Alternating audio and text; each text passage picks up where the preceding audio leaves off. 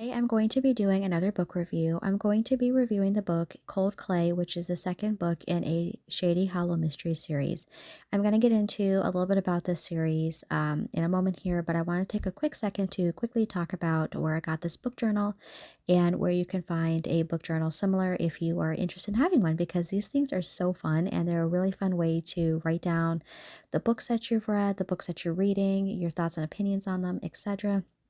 So this book journal my mom actually got for me back in February. We found this at Target, and she knows that I love to do book reviews on Instagram and now here on YouTube. And she was like, "Do you want a book journal?" And I was like, "Yeah." She goes, "I know you've been writing in that notebook." And she goes, "Do you want an actual book journal?" And I said, "Yes." And she's like, "Then let's get one because you would probably really enjoy that," because she knows that I love to be very organized. And yes, the little notebook I was using was doing very well for a bit, but I love this one so much more because it just has a certain categories and I love it. I think it is just so cute and so fun to use. Um, if you are looking for a book journal, I would definitely recommend trying out Target in the book section. I would recommend Barnes& and Noble. I also recommend just looking at any book section of a store because you never know, you might get lucky and find one. Or I would check out Amazon because they probably have something like this on Amazon. Either way, I really like this and highly recommend it. It's just such a fun way to write down the books that you're reading. I gave this book 5 stars, which I'm going to be completely honest here. 2 5-star rates in a row, I was like, as they say, knock on wood. The reason why I decided to go ahead and try the series out was because it is incredibly difficult. And I say this from the point of view of an adult. It is incredibly difficult to find books that have no spice. I feel like it is just becoming harder and harder. And I'm not the only one that feels this way because I see a lot of reels on Instagram talking about this exact issue. So yeah, if you're having a hard time finding no spice reads, you're not alone. It is getting increasingly difficult.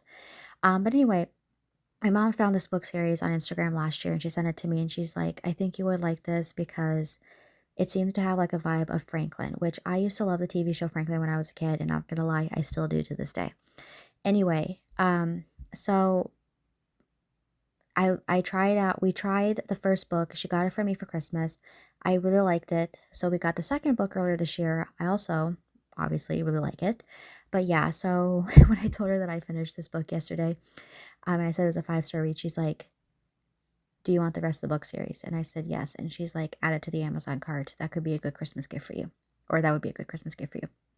Anyway, so basically the whole premise of this little mystery here is um it is time to pick apples in the apple orchard.